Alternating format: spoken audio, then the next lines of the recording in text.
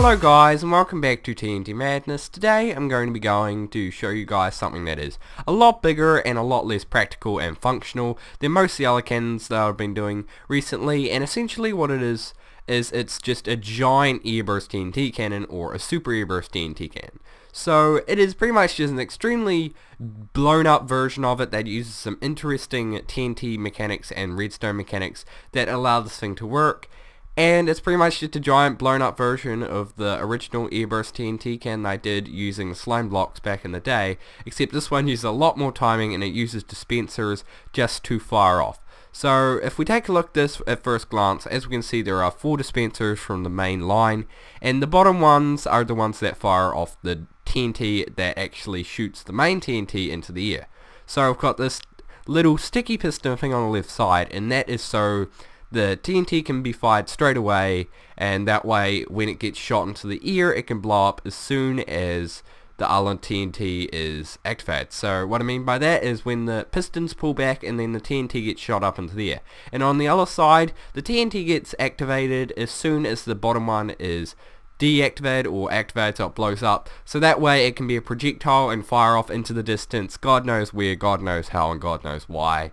So that's the whole reason of how this works, so let's take a closer look at it. Okay guys, so if we go down here and press this button, we can see TNT gets dispensed on the bottom, then there, and then in a second it should fire up in the air, and then as we can see most of the TNT gets fired off in the distance, and then some of it gets thrown off straight up. Most of the time it's quite random and you won't get the same every time, so that's pretty much how this thing fires. So if we press this again, but actually not taking a look in the air, we can see the bottom TNT fires, then the TNT here fires, then a tick later this gets fired back, this gets fired in the air, and then this gets fired in the air. This gets fired slightly higher in the air than this, so that way it can fly higher off into the air and blow off a couple of hundred blocks away maybe. That's why we can't see it in the render distance when we fire up, but as you can see some of them just fired straight up, so it's quite random because some of them fire out sideways and up higher than some of them.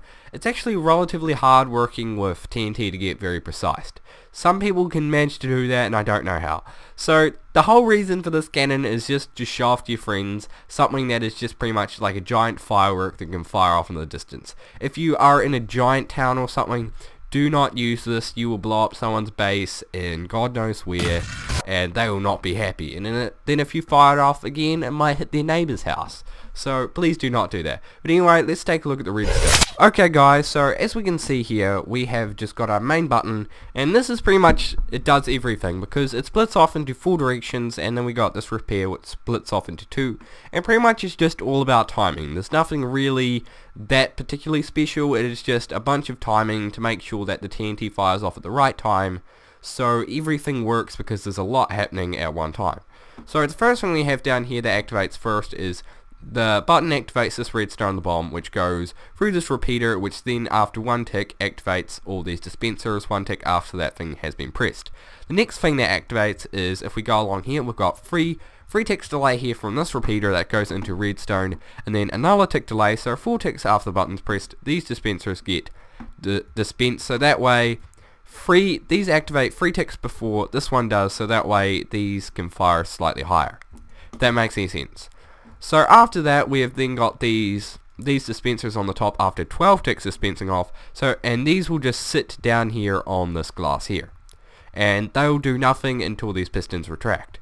But after that we've got 40 tick delay here, which turns this redstone torch off, which makes it 41 ticks delay. Then these pistons will retract and the TNT will fall about half a block, and the TNT below it will fire it up really high in the air.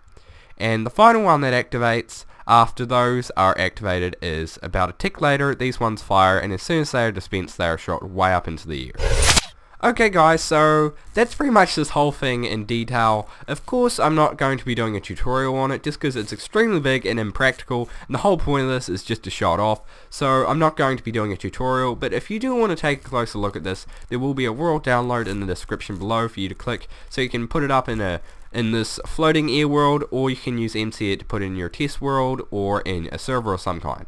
So that's pretty much how this works. But anyway, I hope you guys did enjoy this video. If you did, please hit that like button, and if you want to see 2 videos a week, then hit that subscribe button. You'll be notified as soon as my videos come up. But anyway, I hope you guys did enjoy this video, and I'll see you guys next time with TNT Madness.